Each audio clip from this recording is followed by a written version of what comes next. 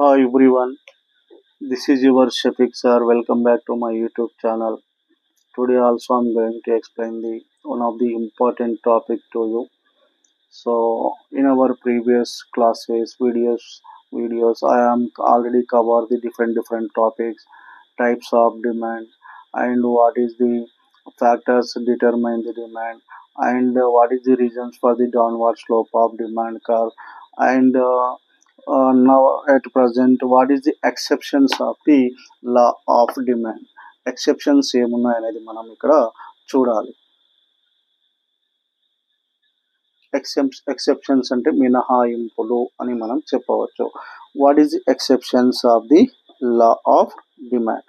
So before that, so everyone subscribe my channel. Who are not subscribe my channel, please subscribe my channel. If it is useful to you, please share and like my channel. So these all topics only for it is useful for the BCom fifth sem students purpose, BA first sem students purpose, BBA. So this all the students purpose, it is very useful topics to you. So carefully listen that all classes, it is very useful, that degree students purpose, okay, as well as inter students purpose also. This is the very useful. So listen here now, what is the exceptions of the law of demand? Exceptions of the law of demand. So listen here, first one, Giffen paradox. Giffen, Sir John Giffen is one of the British economist. So మినహాయింపులు, exceptions అంటే మినహాయింపులు. ఎందుకు law of డిమాండ్కు కొన్ని మినహాయింపులు, exceptions అనేటువంటివి ఉన్నాయి. కొన్ని సందర్భాల్లో in rare situation law of demand is not useful, it is not applicable in the rare situation. What is the that rare situation? Giffen paradox. Paradox అంటే ఏంటిది? What is call the paradox? Paradox is nothing but one opinion అని మనం చెప్పవచ్చు.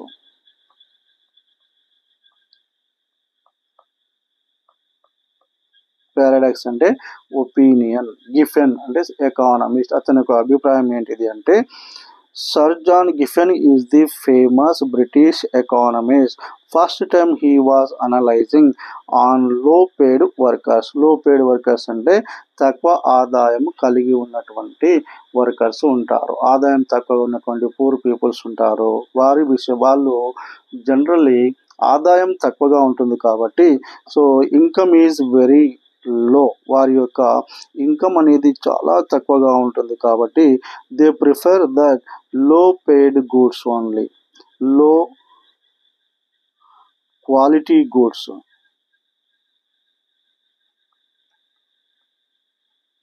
లో quality గూడ్స్ని ఎక్కువగా prefer చేస్తుంటారు. ఎవరు? లో పేడ్ వర్కర్స్. ఇన్కమ్ తక్కువగా ఉంటుంది కాబట్టి low quality goods. What is the low quality goods here? Broken rice, already చెప్పాను, నూకలు అంటుంటారు, రాగి, జవార్, బ్రెడ్. వీటిని ఎక్కువగా ఎవరు డిమాండ్ చేస్తుంటారు? Poor people. Low paid worker యొక్క ప్రధాన ఆహారంగా మనం చెప్పవచ్చు. This is the essential food for the poor people because this poor people's income is very low. That's why they prefer that low quality goods only. According to that, so ఇక్కడ simple చూడండి, broken rice price increase అయినప్పుడు or change in the demand. So law of demand ఏం చెప్తుంది? Law of demand says that if the price increase అయినప్పుడు demand ఖచ్చితంగా ఏం కావాలి? Decrease కావాలి. When the price decreases demand must be increase కావాలి. This is called as a law of demand అని మనం చెప్పవచ్చు. This is the law of demand.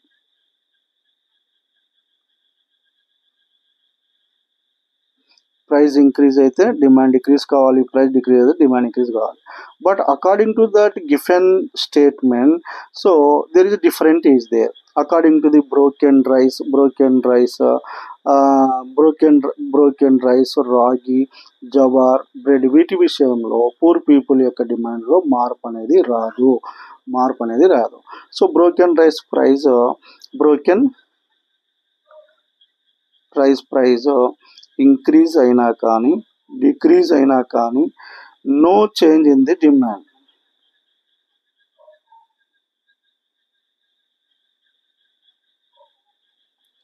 No change in demand.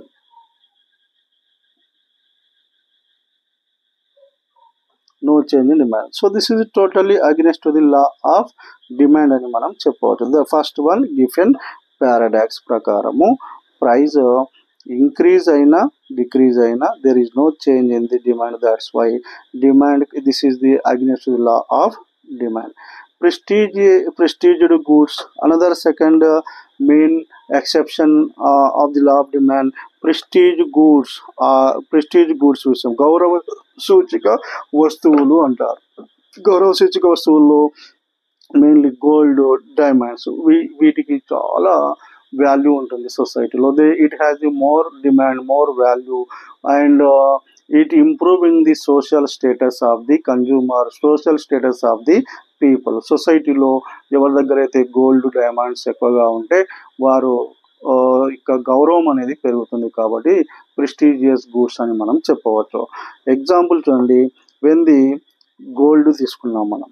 So gold price increase అయినప్పుడు value of the gold also increases, demand also increase అవుతుంది. Law of demand ఏం చెప్తుంది? Price increase అయినప్పుడు that gold demand must B decrease కావాలి. కానీ ఇక్కడ ఏమవుతుంది, value of the gold increase అవుతుంది కాబట్టి ధనవంతులు ఎక్కువ డిమాండ్ చేస్తారు, rich people. And when the gold price decreases, value of the gold also decreases. 100 రూపీస్కి కేజీ గోల్డ్ ఇస్తున్నారు అనుకోండి, ఆ వాల్యూ, గోల్డ్ యొక్క వాల్యూ తగ్గుతుంది.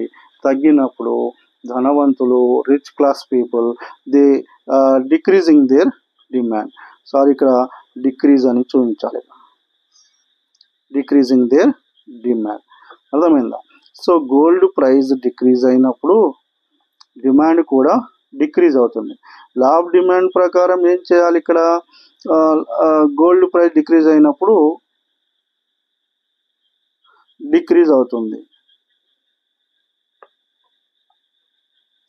సో లా ఆఫ్ డిమాండ్ ఏం చెప్తుందమ్మా, ఇక్కడ ప్రైస్ ఇంక్రీజ్ అయితే డిమాండ్ డిక్రీజ్ కావాలి, ప్రైస్ డిక్రీజ్ అయితే డిమాండ్ ఇంక్రీజ్ కావాలి. కానీ గోల్డ్ విషయంలో డిఫరెంట్ ఉంది. ప్రైస్ ఇంక్రీజ్ అయితే డిమాండ్ ఇంక్రీజ్ అవుతుంది, ప్రైస్ డిక్రీజ్ అయితే demand also decreases. So that's why it is the one exception to the law of demand. Law of డిమాండ్కి ఇది మినహాయింపుగా మనం చెప్పవచ్చు. అండ్ థర్డ్ వన్, స్పెక్యులేషన్, అంచనా వ్యాపారం అంటారు. So mainly business peoples, traders, they speculate the future changes, future demand of the good. అంటే భవిష్యత్తులో ఒక వస్తువు యొక్క ధరను అంచనా వేయడం జరుగుతుంది. ఎవరు వేస్తారు? షేర్ మార్కెట్లో మెయిన్లీ వ్యాపారస్తులు. సో బిజినెస్ పీపుల్స్, ట్రేడర్స్, వీళ్ళందరూ కూడా ఏం చేస్తారంటే ఫ్యూచర్ ఎక్స్పెక్టేషన్ని గెస్ చేస్తూ ఉంటారు. నెక్స్ట్ మంత్ ఈ వస్తువు యొక్క ధర పెరగవచ్చు, ఈ వస్తువు యొక్క ధర తగ్గవచ్చు, షేర్ మార్కెట్లో కూడా షేర్ మార్కెట్ వాల్యూ పడిపోవచ్చు, పెరగవచ్చు అనేటువంటి స్పెక్యులేట్ చేస్తూ ఉంటారు. సో అలాంటి విషయంలో కూడా లా ఆఫ్ డిమాండ్ అనేది అగెనిస్ట్గా ఉంటుంది. ఫర్ ఎగ్జాంపుల్, మనం ఇక్కడ సెల్ ఫోన్ని తీసుకుందాం. So next month cell phone price increase అవుతుంది, ఫ్యూచర్ ప్రైస్ ఇంక్రీజ్ అవుతుంది అనుకున్నప్పుడు, సో ఫ్యూచర్ ప్రైస్ ఇంక్రీజ్ అవుతుంది అనుకున్నప్పుడు దాని డిమాండ్ కూడా ఇంక్రీజ్ అవుతుంది. ఫ్యూచర్ ప్రైస్ ఇంక్రీజ్ అవుతున్నప్పుడు దాని డిమాండ్ కూడా ఇంక్రీజ్ అవుతుంది. ఫర్ ఎగ్జాంపుల్, ఎందుకు ఇంక్రీజ్ అవుతుంది సార్ అంటే, యాక్చువల్లీ 20,000 ఉంది, ప్రజెంట్ ప్రైస్ 20,000 ఉంది అనుకుందాం. 20,000 ఉంది. ఫ్యూచర్లో దీని యొక్క ప్రైస్, ఫ్యూచర్ ప్రైస్ 25,000 కాబోతుంది అన్నారు అనుకుందాం. ఎక్స్పెక్టేషన్ ఉంది 25,000. అప్పుడు దీన్ని ప్రజెంట్ ప్రైస్ అంటారు. ప్రజెంట్ ప్రైస్ 22,000 చేసినా కానీ, ఇంక్రీజ్ అయినా కానీ, ప్రైస్ అనేది ప్రజెంట్ ప్రైస్ ఇంక్రీజ్ అయినా డిమాండ్ అనేది కూడా ఇంక్రీజ్ అవుతుంది. ఫ్యూచర్లో ఎందుకు దీని యొక్క ప్రైస్ ఎంత అవుతుంది? ఫ్యూచర్ ప్రైస్ 25,000 కాబట్టి డిమాండ్ ఆల్సో ఇంక్రీజ్ ఇంకా 3,000 మనకు బెనిఫిట్ అవుతుంది కాబట్టి డిమాండ్ పెరుగుతుంది.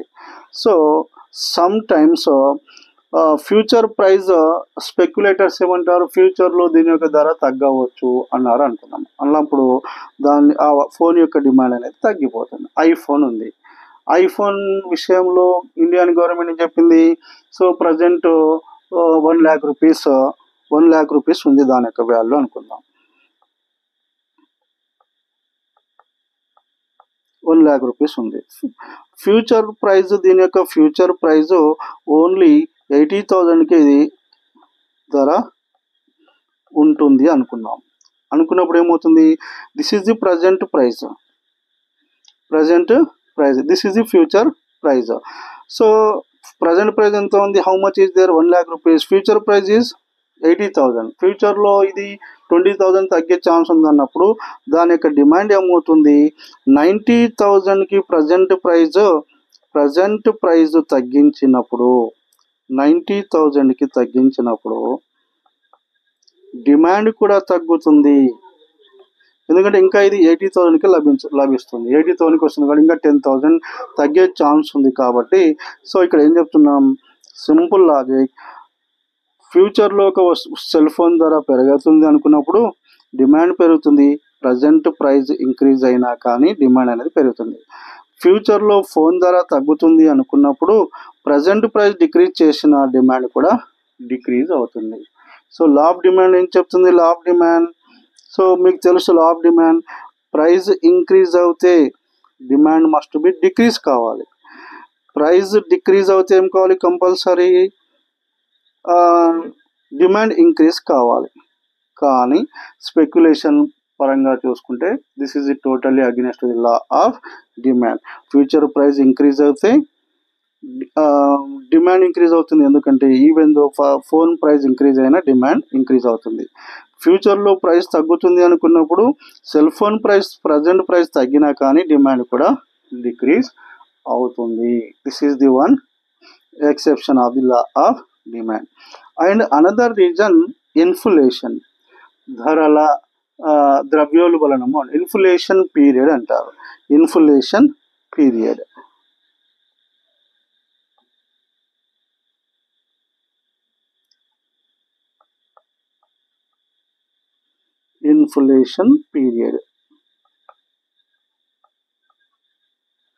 ఇన్ఫ్లేషన్ పీరియడ్ విషయంలో కూడా లా ఆఫ్ డిమాండ్ అనేది పనిచేయదు. KG rice. ఇన్ఫ్లేషన్ అంటే ఏంటిది? The continuous rise in the price of the goods is called the inflation. ఒక వస్తువు యొక్క ధర నిరంతరంగా పెరుగుతూ పోతే దాన్ని ద్రవ్యోల్బణము అంటారు. తెలుగులో ద్రవ్యోల్బణం అంటారు. సో రైస్ యొక్క ప్రైస్ 10 రూపీస్ ఉండే స్టార్టింగ్లో 20 రూపీస్ అయింది, 30 రూపీస్, 40 రూపీస్, 50 రూపీస్ ఉందనుకుందాం. ఇప్పుడు ప్రజెంట్ 50 రూపీస్ ఉంది. So during the inflation period, inflation అంటే ఏంటిది? ధరల పెరుగుదలను ఇన్ఫ్లేషన్ అంటారు. ఇన్ఫ్లేషన్ పీరియడ్లో ఒక దేశంలో వస్తువుల యొక్క ధరలు అనేటువంటి కంటిన్యూగా పెరుగుతూ పోతుంటాయి. ఏదైనా ఒక వస్తువు, రైస్ తీసుకుందాం ఫర్ ఎగ్జాంపుల్, 10 రూపీస్ ఉండే 5 years బ్యాక్, తర్వాత 20 రూపీస్, 30 రూపీస్, 40 రూపీస్, 50 రూపీస్కి వచ్చింది అనుకుందాం. సో ప్రైస్ ఇంక్రీజ్ అయినప్పుడు దాని యొక్క డిమాండ్లో మార్పు అనేది రాదు. డిమాండ్లో నో చేంజ్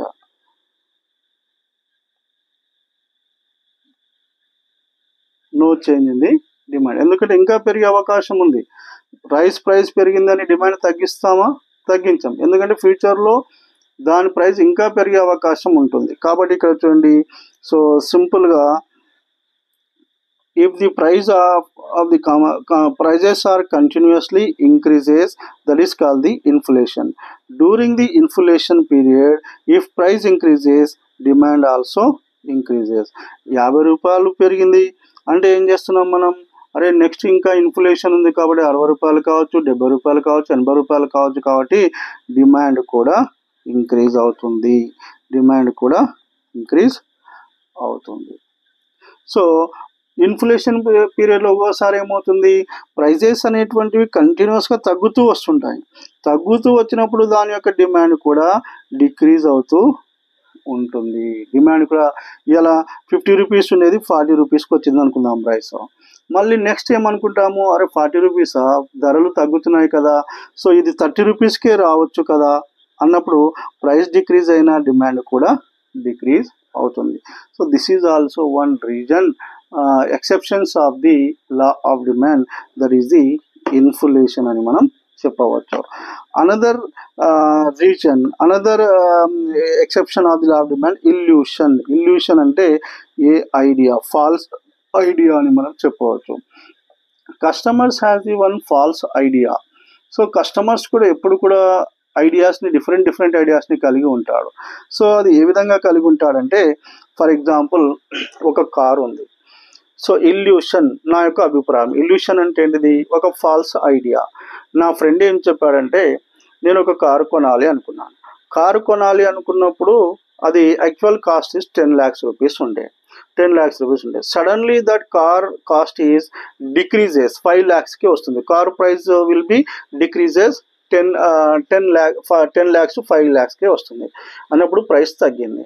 ప్రైస్ తగ్గినప్పుడు నేనేం ఆలోచిస్తా, అరే 10 lakhsకి వచ్చే కారు 5 lakhsకే వస్తుంది అంటే ప్రైస్ తగ్గింది. ప్రైస్ తగ్గడం ద్వారా ఏమవుతుంది, క్వాలిటీ కూడా తగ్గుతుంది.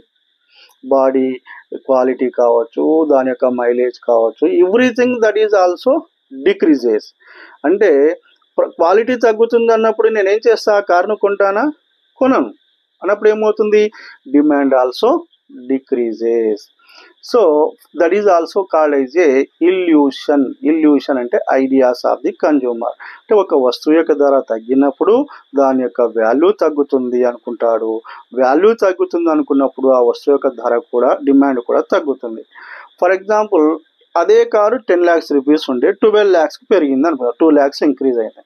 2 lakhs ఇంక్రీజ్ అయితే అప్పుడు కస్టమర్ ఏమనుకుంటాడు, అరే ప్రైస్ పెరిగింది కాబట్టి దీని యొక్క క్వాలిటీ కూడా పెంచుంటాడు, మంచి క్వాలిటీ ఇచ్చింటాడు, ఫీచర్స్ ఇచ్చింటాడు కాబట్టి నేను అదే కార్ని కొంటాను. It right are not? That is also one reason, illusion. So listen here మా, when the price increases, value of the goods also increases, demand also increases. Law of demand ఏం చెప్తుంది, price increase అయినప్పుడు, price increase అయినప్పుడు demand అనేది ఖచ్చితంగా ఏం కావాలి, decrease కావాలి. కానీ ఇక్కడ ఏమవుతుంది, ఇంక్రీజ్ అవుతుంది. ప్రైస్ డిక్రీజ్ అయినప్పుడు డిమాండ్ కూడా డిక్రీజ్ అవుతుంది, ఎందుకంటే value of the good decrease అవుతుంది. So this is the 5 exceptions of the law of demand అని మనం చెప్పవచ్చు. Exceptions of the law of demand. What is that? First one, Giffen paradox, also one exception of the law of demand. Prestige goods, speculation, illusion, inflation, illusion అని మనం చెప్పవచ్చు. So these are the exceptions of the law of demand, exceptions of the law of demand. So I think everyone better understand this topic. So if you understand this topic, please subscribe my channel, share and like my channel. So మీకు ఏమైనా ఇంకా doubts ఉంటే comment సెక్షన్లో comment పెట్టండి, మీకు అనుగుణంగా ఇంకా నేను దాన్ని ఎక్స్ప్లెయిన్ చేయడం జరుగుతుంది. Okay, thank you.